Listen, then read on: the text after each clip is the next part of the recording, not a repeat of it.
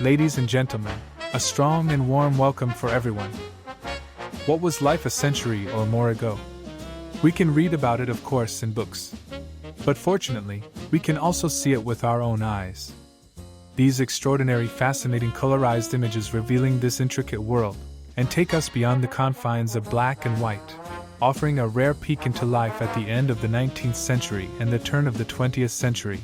They capture the full spectrum of life around the world, flaws and all, including everyday street scenes and the lives of regular people.